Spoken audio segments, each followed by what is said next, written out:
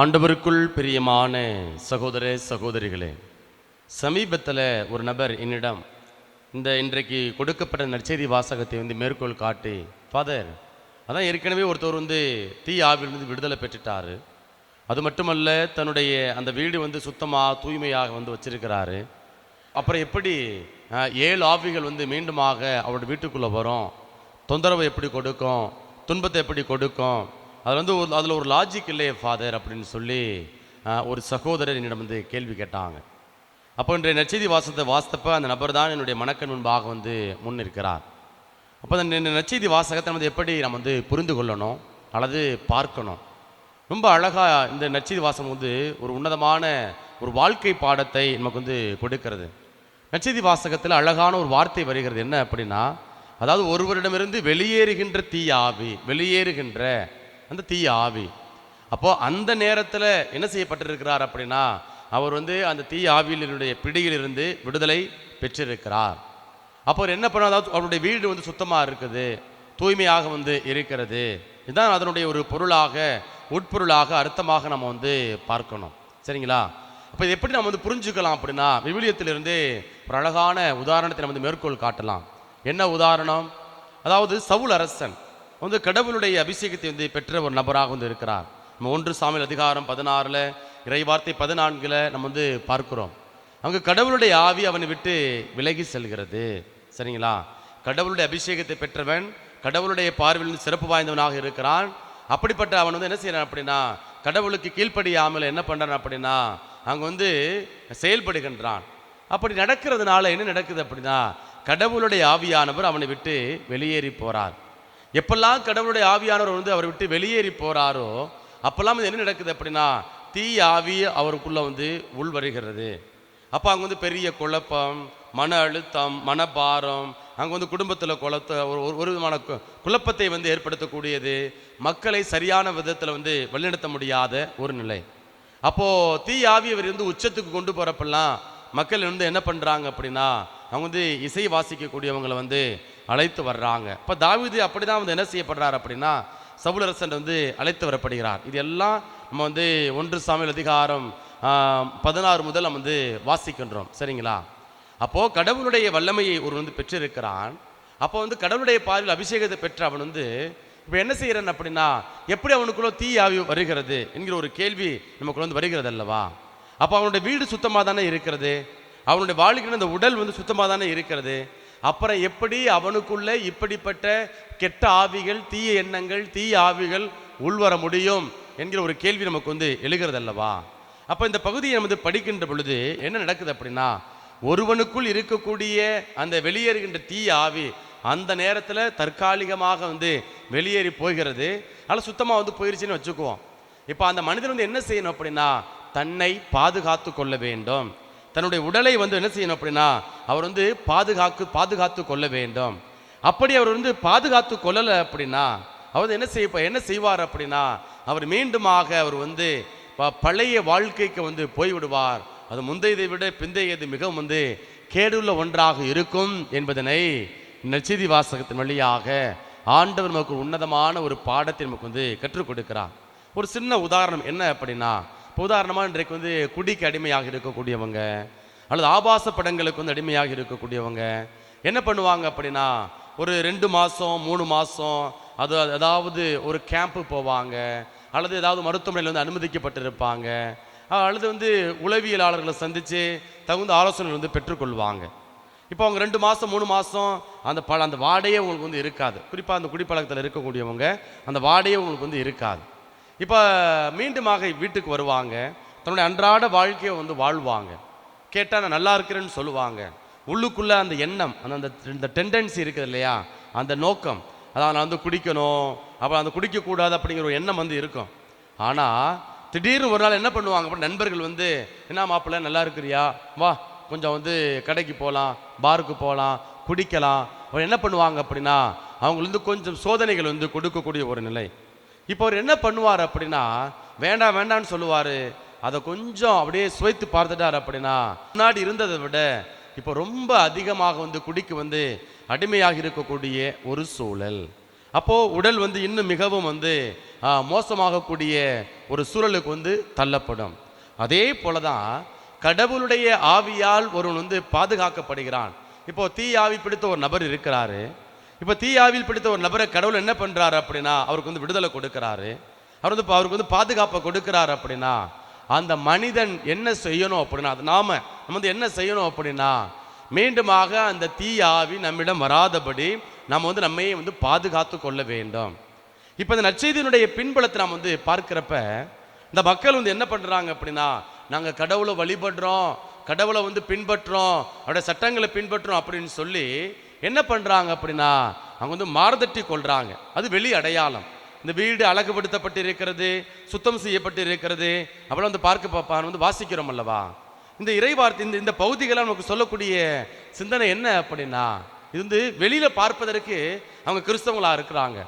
ஆனால் வார வாரம் கோயிலுக்கு போகிறாங்க, அதாவது 10ல் 1 பங்கு கொடுக்குறாங்க, பங்கில் வந்து சந்தா கட்டலாம், அன்னதானம் கொடுக்கலாம், அன்னதானத்துக்கு நன்கொடை கொடுக்கலாம், நிறைய இறக்கச்செயல் வந்து செய்யலாம். ஆனால் உள்ளுக்குள்ளே வந்து பார்த்தோம் அப்படின்னா அவங்க வந்து அவங்களோட உள்ளம் வந்து தூய்மையாக இல்லை. அப்போ ஆண்டவர் தான் வந்து நமக்கு வந்து ஒரு அழகான ஒரு பாடத்தை கொடுக்குறாரு. என்ன அப்படின்னா நீங்கள் வெளியில் பார்க்க நல்லா தான் இருக்கிறீங்க, ஆனால் உங்களுடைய உள்ளம் வந்து தூய்மையாக இல்லை. அப்போ நீங்கள் உங்களுடைய உள்ளம் தூய்மையாக இல்லை அப்படின்னா அப்போ என்ன செய்யும்? அந்த வெளியேறி போன ஆவி வந்து மீண்டுமாக நிறைய கேடான காரியங்களை நம்முடைய வாழ்க்கையில் வந்து ஏற்படுத்தும்.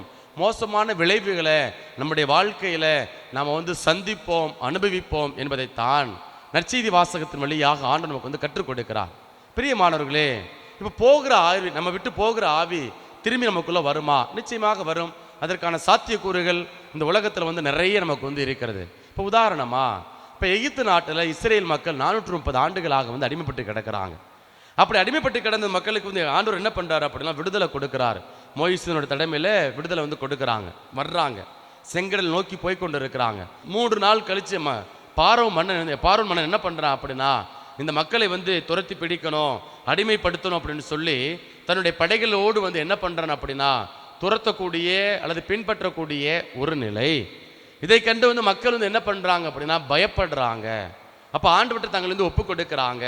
ஆண்டவர் என்ன பண்ணுறாரு அப்படின்னா அவர்கள் சார்பாக நின்று போரிடக்கூடியதையும் அவர்களுக்கு வந்து வெற்றியை பெற்றுக் கொடுக்கக்கூடியதை நாம் வந்து பார்க்கின்றோம். அப்போ இந்த நிகழ்வு வழியாக, இந்த நிகழ்வை போல நம்முடைய அன்றாட வாழ்க்கையில் நம்ம வந்து என்ன செய்யணும் அப்படின்னா ஒரு முறை நம்ம வந்து பாவத்தில் இருக்கிறோம், சோதனையில் இருக்கிறோம், தீயாவின் பிடியில் வந்து ஆட்கொள்ளப்பட்டு இருக்கிறோம். இப்போ கடவுள் நமக்கு வந்து விடுதலை கொடுக்குறாரு. இப்போ விடுதலை கொடுத்த உடனே நம்ம என்ன செய்யணும் அப்படின்னா நம்ம வந்து தொடர்ந்து வந்து கடவுளுடைய பாதையின்படி, திட்டத்தின்படி, அவருடைய ஆலோசனையின்படி, வழிகாட்டுதலின்படி நாம் வந்து நடக்கணும். நான் மாறிட்டேன் அப்படின்னு சொல்லி வெளி மப்புக்கு ஒன்று சொல்லிட்டு உள்ளுக்குள்ளே வந்து நம்முடைய உள்ளம் புதுப்பிக்கப்படலை அப்படின்னா அதன் வழியாக எந்த விதமான ஆசீர்வாதமும் நமக்குள்ள கடந்து வராது என்பதைத்தான் ஆண்டவர் நமக்கு வந்து எடுத்துரைக்கின்றார். இப்போ உதாரணமாக நம்ம வீடு தென்னையிலும் கூட்டுறோம். ஒரு நாள் கூட்டின உடனே நம்ம வீடு சுத்தமாக இருக்குது.